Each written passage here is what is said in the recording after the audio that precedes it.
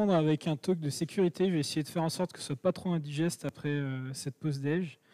Avant de commencer, j'aimerais savoir qui parmi vous utilise des outils qui leur permettent de détecter les vulnérabilités dans les librairies qu'ils utilisent dans leur app. D'accord? Et parmi vous, qui n'utilise pas NPM? D'accord? Donc vous utilisez NPM pour détecter les NPM audit? D'accord?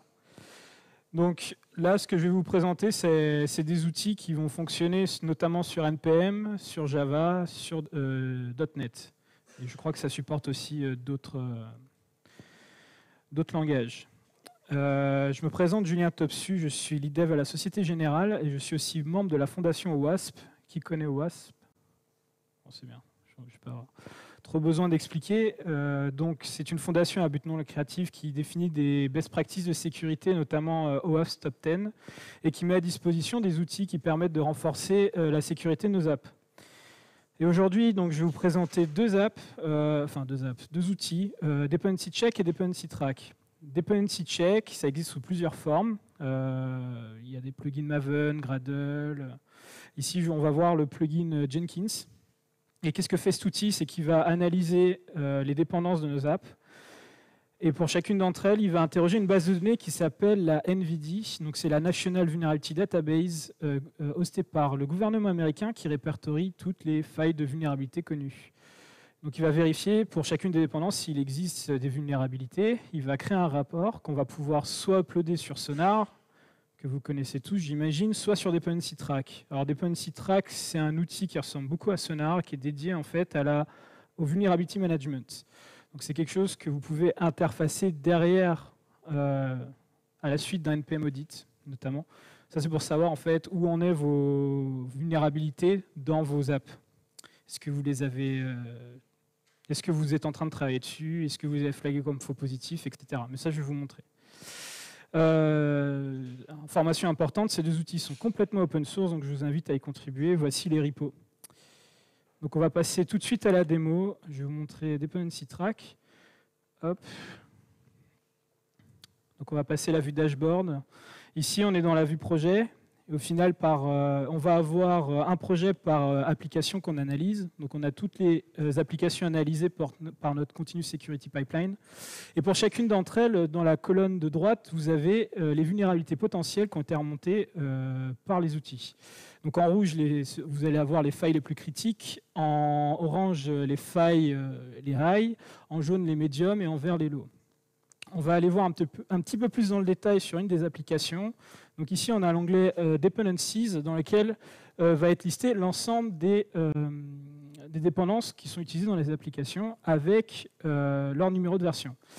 Et pour chacune d'entre elles, encore une fois, on va avoir la liste des vulnérabilités potentielles qui existent dans la National Vulnerability Database. Ça marche aussi avec les projets NPM et ça va interroger le NPM Public Advisory Repository.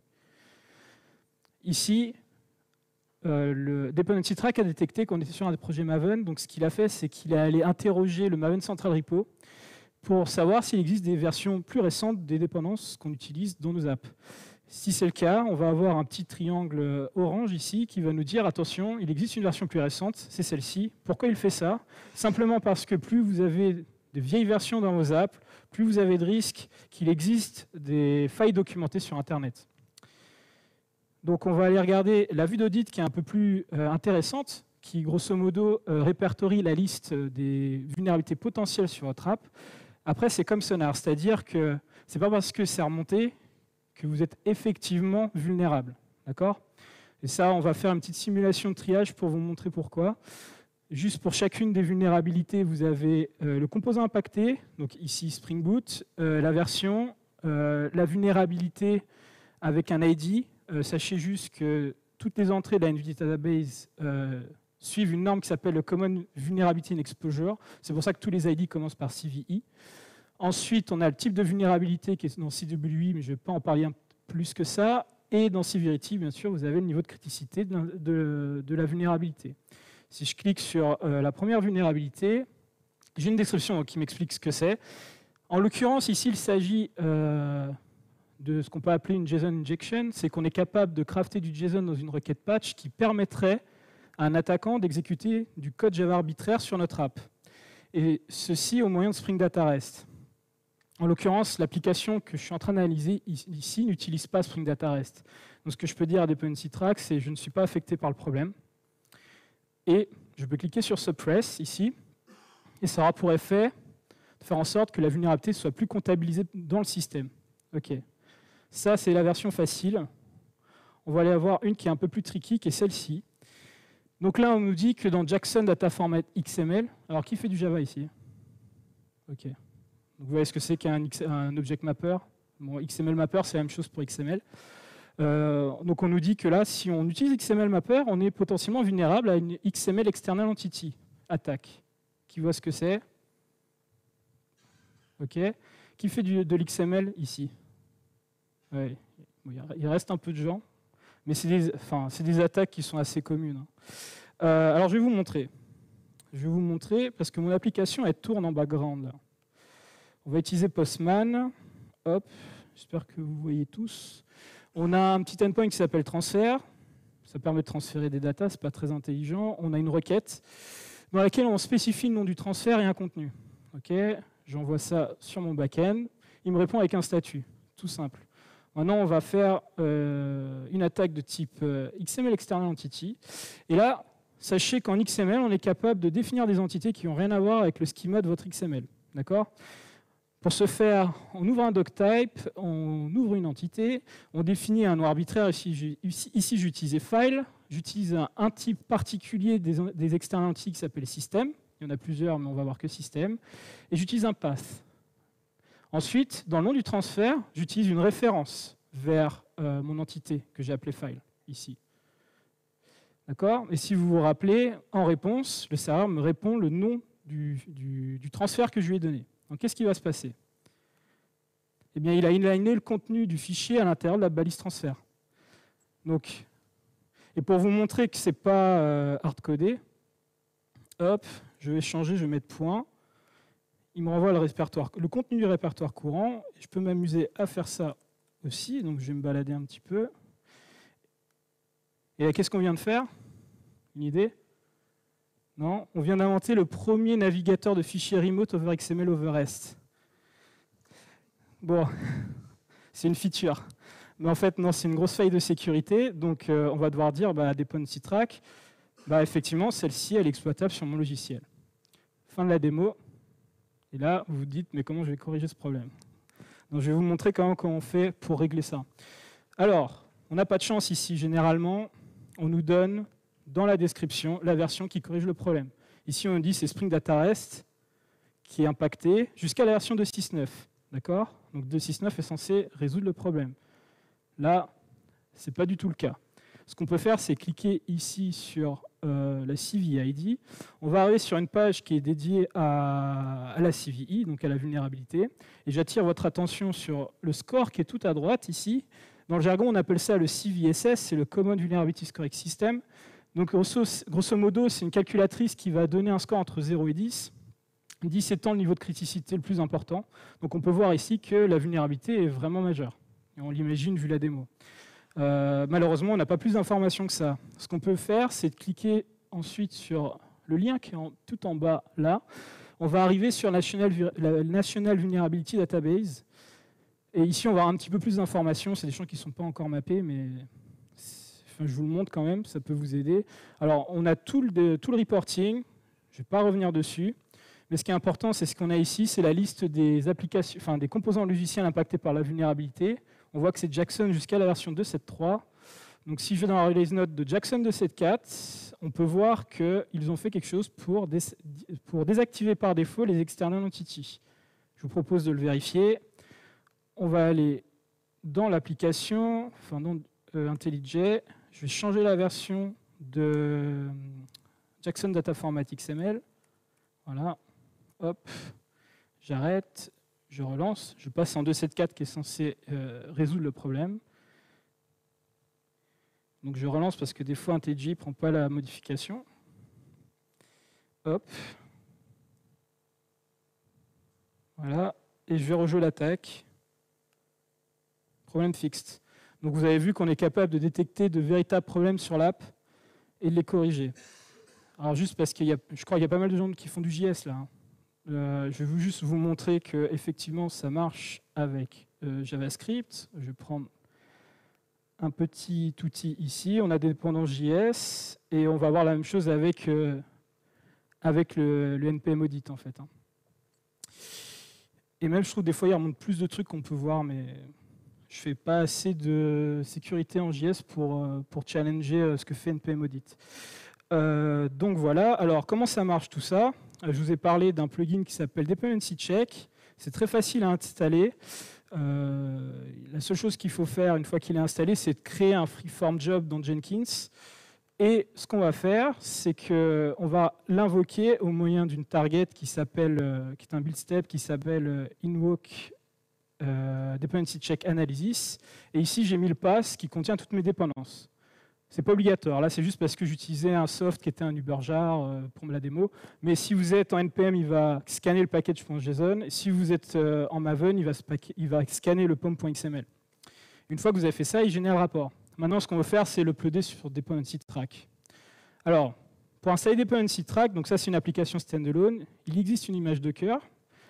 Donc très facile à installer quand vous connaissez Docker. 3 lignes de commande. Il faut juste savoir que par défaut, Dependency Track arrive avec une base de données embarquée H2. Il n'est pas recommandé d'utiliser en production. Il vaut mieux utiliser un vrai serveur SQL. Une fois qu'on a ça, on a Dependency Track qui tourne. Première chose à faire, c'est de créer un nouveau projet, d'accord? Donc pour accueillir donc, le rapport. Et puis, on va permettre à Jenkins de se connecter à Dependency Track en allant dans l'onglet d'administration Access Management, pardon, j'ai recliqué 2 fois, Teams. On a des groupes utilisateurs et on va aller sur Suite Automation qui est dédié à la connectivité avec des outils externes. On va gérer une API key, on la copie. Donc on installe préalablement le plugin Dependency Track dans Jenkins. Et là, ensuite, dans les configurations globales de Jenkins, on va mettre l'URL de Dependency Track avec l'API key. Voilà, ça charge. Ici, à la fin, là, si vous voyez. Donc là, maintenant, ils vont pouvoir discuter ensemble. La dernière étape, bien sûr, c'est de upgrader notre petit job d'analyse, qui est celui-là. Hop. Et on met une post-build action. On va lui dire, upload-moi le report sur tel projet. Là, vous voyez, il y a BDX.io que je viens de créer. On donne le nom du report et le type de report, parce que, en fait, Dependency Track supporte plusieurs analyzers. Et il n'est pas capable, le plugin, de détecter automatiquement aujourd'hui les reports. Donc il faut le spécifier. Là, mais vous voyez qu'ici, il y en a plusieurs. Donc là, si vous limitez à Dependency Check, une fois que vous avez fait ça, vous avez construit votre première pipeline orientée DevSecOps qui va vous permettre de détecter les vulnérabilités dans votre soft. Petite information, Dependency Track, ce qu'il fait, c'est qu'il va interroger les bases de données de vulnérabilité régulièrement. Donc même si vous ne faites pas tourner vos analyses dans Jenkins, il va être capable de dire il y a des nouvelles vulnérabilités qui sont arrivées sur telle dépendance que tu utilises. Par contre, bien sûr, il ne pourra pas détecter automatiquement que vous avez changé la version d'une dépendance. Donc ça, il faudra bien sûr relancer le job Jenkins. Il supporte aussi des notifications dans Slack et Teams, je crois. Et il y a aussi une vue qui peut être pas mal, qui est la vue component ici, qui permet par composant logiciel utilisé dans tout votre portfolio de flaguer une vulnérabilité sur plusieurs projets. D'accord? Donc ça peut être très utile dans certains cas. Hop. Donc c'est tout pour la démo. J'espère que ça vous a donné envie de passer un petit peu plus vers le DevSecOps. Vous pouvez retrouver la retranscription de ce talk sur Medium. Je vous remercie.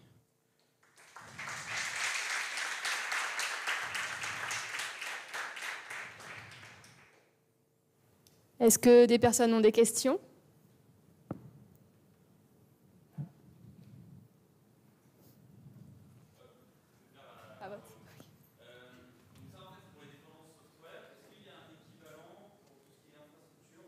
On m'avait posé la question aujourd'hui, par exemple comme pour Docker.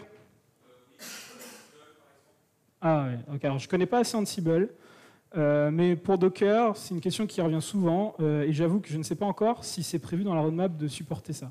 Aujourd'hui, c'est très orienté soft, c'est vrai. Mais je pense qu'effectivement, que ce serait très important pour OWASP d'aller vers vers ce segment-là, parce qu'aujourd'hui, on fait de plus en plus de DevOps et effectivement, il y a énormément de failles de sécurité qui nous viennent d'une mauvaise version de tel ou tel OS, etc. etc.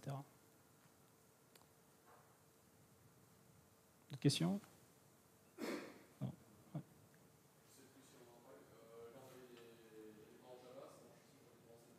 Oui, NPM. Donc, je l'avais montré tout à l'heure, en fait. Donc, ça fonctionne avec NPM. Là, j'analyse des projets NPM ici. Et là, vous voyez, tout ça, c'est des... Là, on a les ID, en fait, de la NPM Public Advisory, qui est l'équivalent de la NVIDIA, pardon, pour l'écosystème NPM.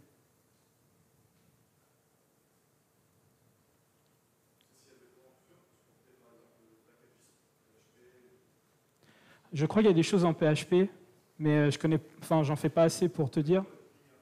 Comment?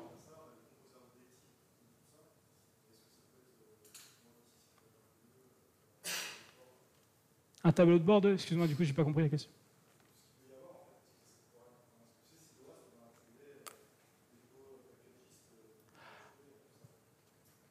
Aucune idée. Ça, en fait, je connais pas assez l'écosystème PHP pour pouvoir te répondre. C'est pas mal documenté. Tu peux aller sur, en fait, toute la gestion de ce genre de repo est gérée dans Dependency Check. Et je pense que dans la documentation, j'ai vu des choses sur PHP, mais je n'ai pas assez regardé pour répondre. Mais on peut regarder en live. Hein. S'il y a un support PHP, Java, bon, là, il n'y en a pas mention.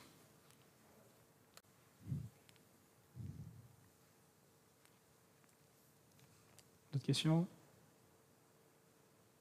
Ok, je vous remercie.